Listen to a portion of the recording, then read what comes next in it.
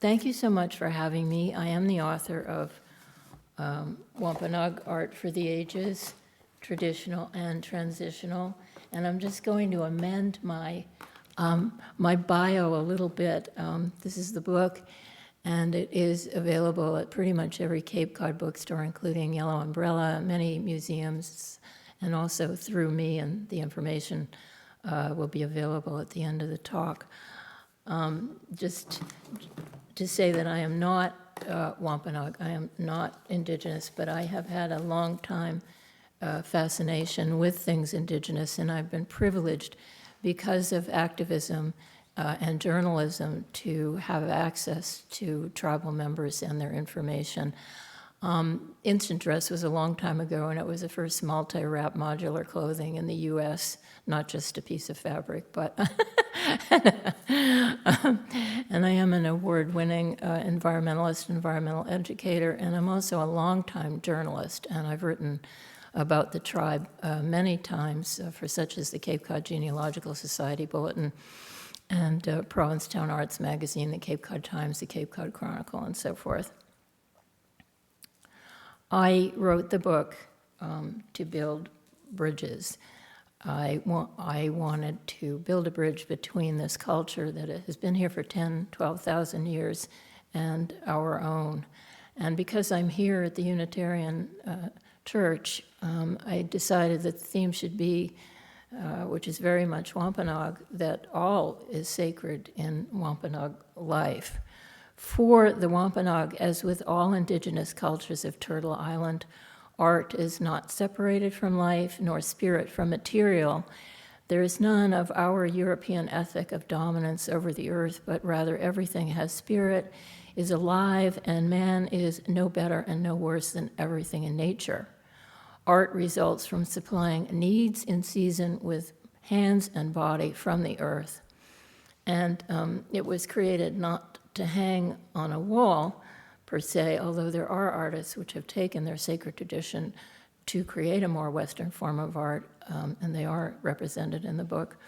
But it was an integral part of providing the basics of food and shelter and clothing, of entertainment, and importantly, of ceremony. And while ceremonial objects were and are created in and of themselves, more quotidian objects such as cedar flutes or a simple eating bowl carved from a burl also would express the sacred because, as Wampanoag elders will tell you, there is always reciprocity between human beings themselves and between animals, plants, the whole earth and universe, between what you are taking and what you are giving back. We start in the wetu because that is the home. And this is a wetu being built of white cedar saplings. This is actually a longhouse. There are two different kinds of wetus, and that's a little detail of the white cedar being twined with bark sinew. It could have been from the white cedar or from basswood. You can see the two different kinds of wetus in this picture, and there is a summer wetu on one side, that's a smaller wetu, and a longhouse on the other side, that's the larger one, a nush wetu, often a 3 or 4 fire house in which families dwelled during the winter time. So right at this time of year, people would be moving from the outland here in Chatham. There are pictures from Champlain where they're setting their corn on the coastline, and they'd be moving inland to more protected forested areas into these longhouses. Interestingly, they were matrilineally run. The tribe is matriarchal, and often it would be a clan mother who would have the final say or own, but not in our sense of own, but be responsible for the longhouse during the winter. The wetu has sacred elements in it. Just going to show you a few, and then I'll talk about that. So the wetu has sacred elements because you can see by the round shape, it's round, it's circular, and that represented, and there's even a linguistic connection with the word wetu and the womb, the female womb. And the cedar saplings that were set into the earth are always set into the earth with prayer and tobacco to honor the connection between the sapling and the earth. And Annawon Weeden, who is interviewed in the book, says that not only are we disrupting earth by digging, but we are creating a bond between the pole and the earth. He talks about this also representing a very typical Wampanoag duality, an indigenous duality, and that's a subtle male and femaleness. He also talks about, as many of the artists in the book do, the circle and the circularity of things. As Ramona Peters says, who is a potter, and I'll get to her in a minute, we don't have straight lines. We don't have squares. Everything we do is circular and curved. And that's also symbolic and sacred because they want to invite all their relatives into the tribal circle. There are other symbologies that the wetu encompasses. There's a pattern of four cross-hatching cedar saplings at the top of a summer wetu, and there are connections which the tribe really won't talk about in that symbology between the four winds, the four cardinal directions, and it possibly connects to major belief figures or Manitous, culture heroes, and to the cycle of life and to the cycle from dawn to dusk and of the seasons. There is some supposition in what I'm saying based on a lot of research because the Wampanoag, like many indigenous peoples, don't want to reveal all their symbolism to outsiders. It is a form of cultural appropriation. They want to keep their secrets. There is power in keeping that secrecy. But Annawon does say, yes, the 4 is a sacred number, and it is symbolic of all my suppositions, if not more. He also responded that for some of them, the sacred number is 6. And he also said that some of the other woods, such as the cedar, but for instance, evergreens, are sacred to the Wampanoag, and they are part of their creation story. And Jonathan James Perry, who's an Aquinnah Wampanoag creator, says that evergreens and cedar protect us in winter. They watch over creation when everything sleeps. Outside of the wetu, you can see these are cattail mats, cattail rush mats, and mat maker Julia Marden is a practitioner of this. She has recreated some of these ancient forms, as have other practitioners.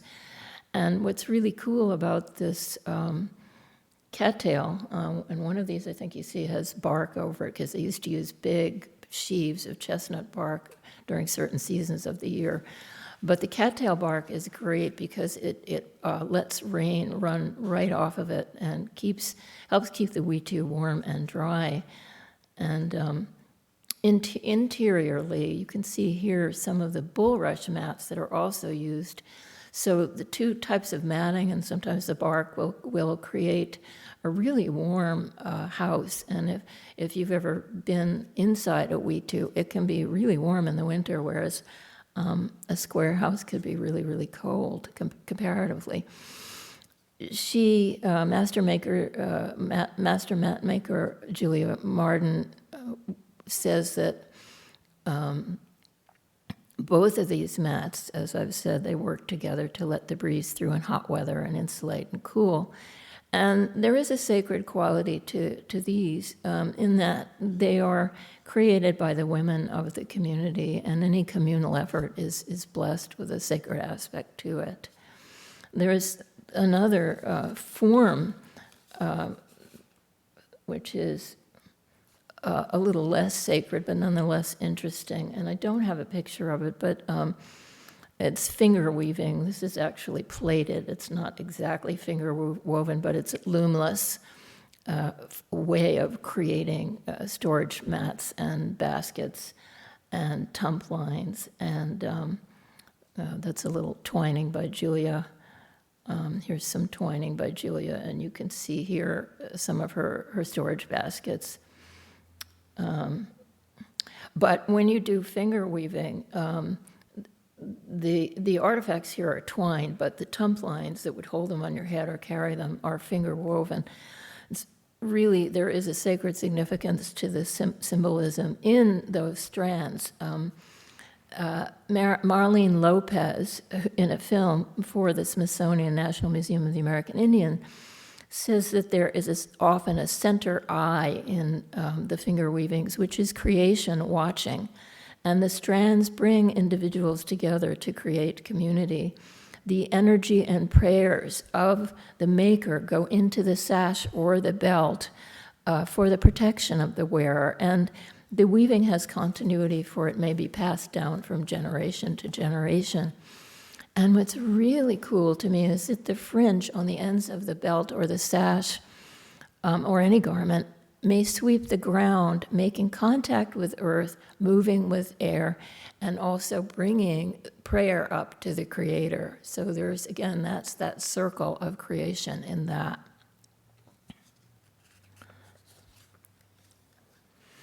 Inside the wetu, not only are mats, which, by the way, could be used for the floor, they could be used for sleeping, they could be used for many different purposes, all of which are explained in the book. But of course, there are pots. There are pots for cooking. There were effigy pots at one point, no longer in use, but like every people, the Wampanoag have evolved, and they've changed their practices over the 10 to 12,000 years they've been here. This is a pot by Nosapocket, Ramona Peters, and she connects, again, that circle, earth, air, fire, and water through the clay. And she says that the clay is powerful emotionally and that it holds so much of nature. It holds lakes and ponds and place. It's a layer of fine earth that's moved so much that the grains are tiny and tight. She talks about how different types of clay with which you build pots react differently to fire and air. She, like my other artisans that I've interviewed, say that her pots are culturally informed by her Wampanoag ancestors, but that she wants to bring them into the future. These are very famous pots by Gladys Wittes, and she has made them out of the colorful clay at Gayhead. She's a Quinault Wampanoag. She's no longer with us, but she founded this art form. So Ramona goes on to say that there are male and female elements within the pots which express a symbolic representation, I'm quoting her, of the way we were and the way we are. And again, that circularity of the bottom, which she says will distribute the heat more evenly. We come to things that people wear, and one of the things that people wear is adornment as well as regalia. I'm not sure is the picture of Annawon wearing his ceremonial wampum belt, is that coming up? Okay, great.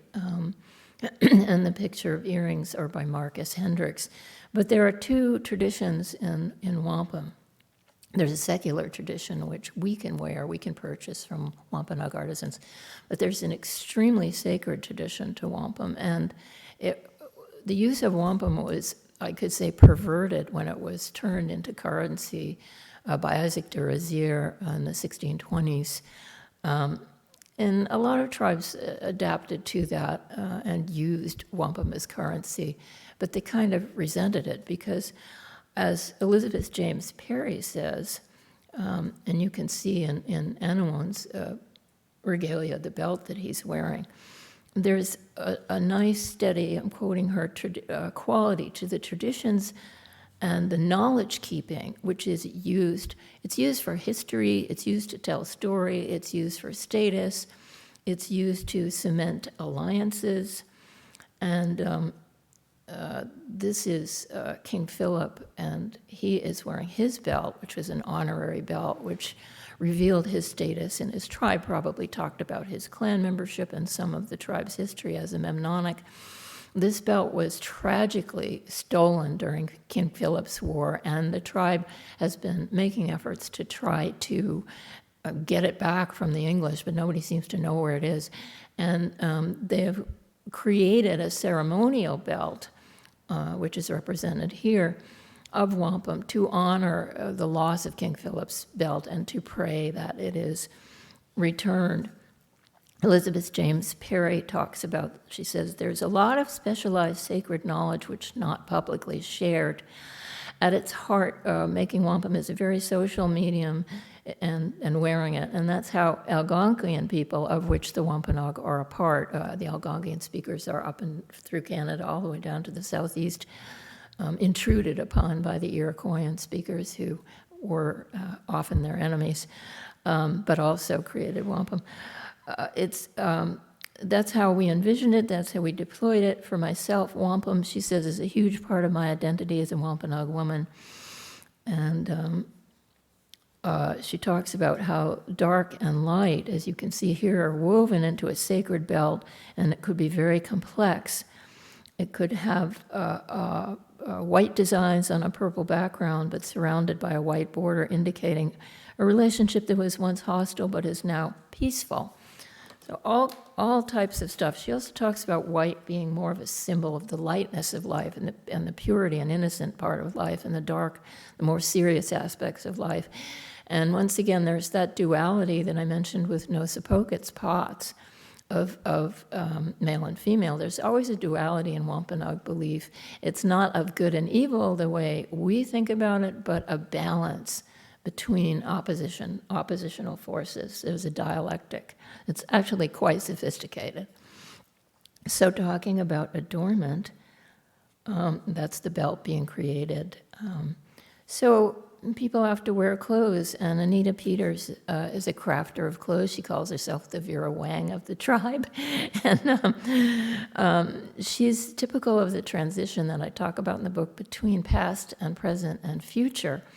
Because while she makes regalia of traditional stuff, that is to say, in this neck of the woods, deer hides, as she says very cutely, she doesn't have to use deer sinew because she can go to Joann's Fabrics and buy thread.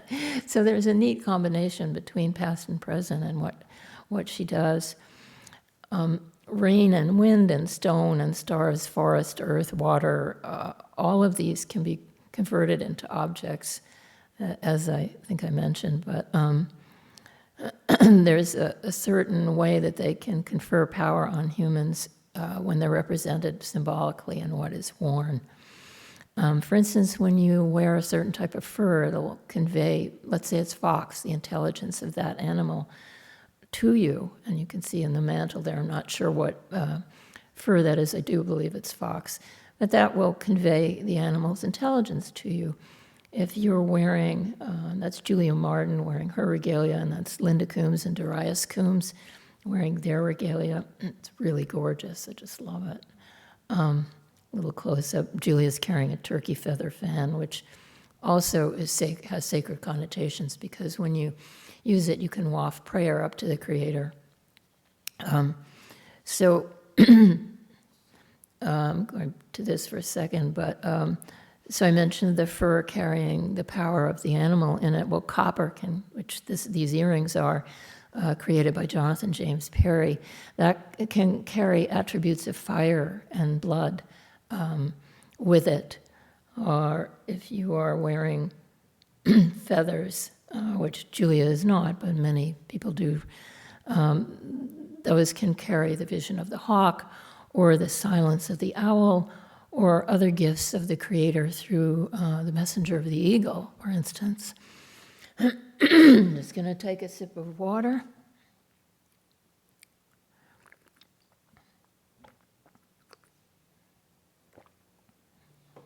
So when people ask for their regalia, going backwards here, to be created by Anita, they'll ask for their sacred symbols, and it could be an insect, it could be something from the sky worlds, it could be a personal journey, it could be a vision from a vision quest, or a dream.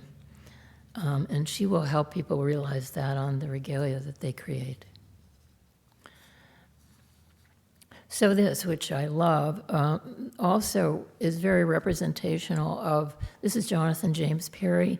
It's a scrimshawed ivory called Balanced Face. It's a gorget to be worn.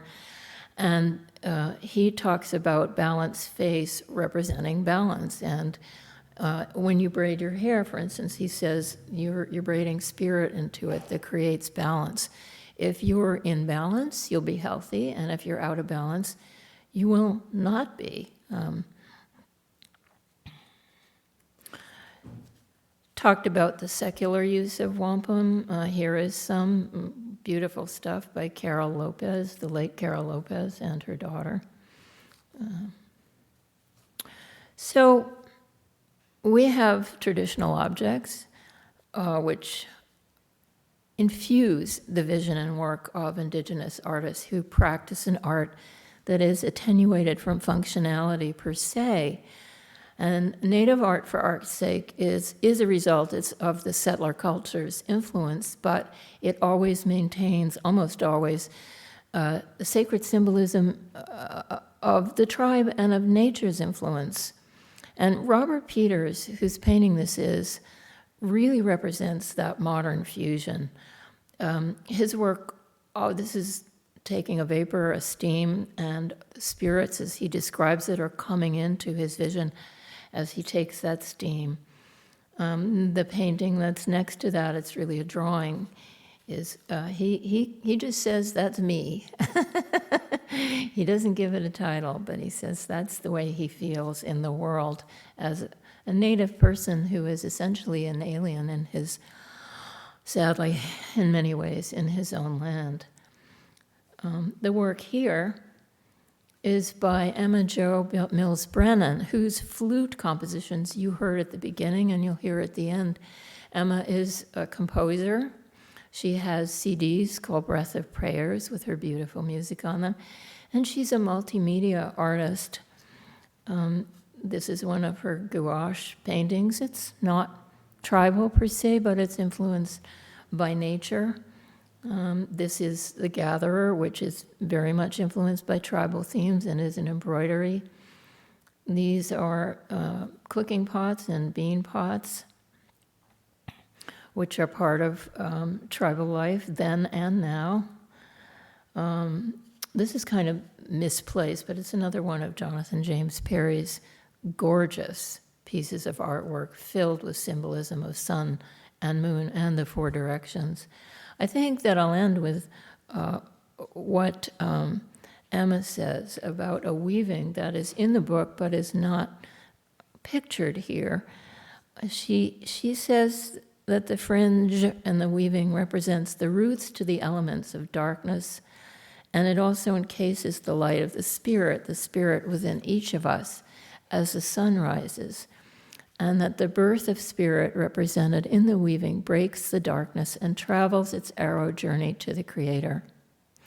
She says, and this really exemplifies the artists in the tribe, of which there are many more than I could possibly represent in the book.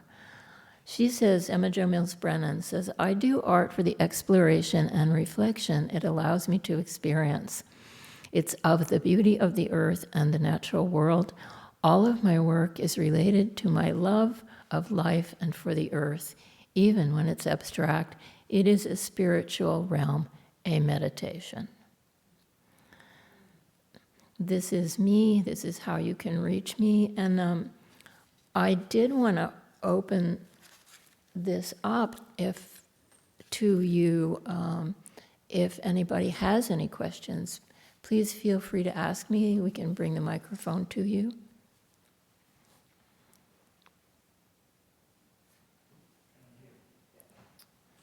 Okay. We'd love to know where we can get your lovely book. Well, thank you. You can go to the website artistsandmusicians.org/Wampanoag. Every bookstore and museum that carries it is listed. You can get it at Yellow Umbrella, the Brewster Bookstore, most of the historical societies on the Cape, Eight Cousins bookstore, just about any place that carries books, Titcomb's in Sandwich. Not yet. They're going to carry it next summer. Yeah, but the Wellfleet Historical Society, the Brewster Historical Society, I don't think the Chatham Historical Society has it. And if all else fails, just contact me at leeowl@gmail.com. And I have some in the car, actually, if you want, but I'm going it retails for $20, which is pretty reasonable, so yeah. Yeah. Anyone else, any questions? Oh, okay. All right, thank you. See what we're doing next here, okay. Okay.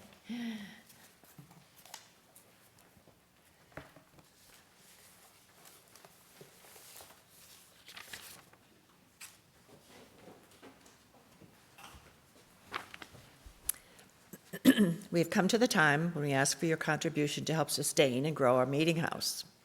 Whether you're in our beautiful building or with us online on Zoom, our ongoing fellowship and organization continues, and we appreciate your support. There's also a separate basket to contribute to the monthly outreach and the back table.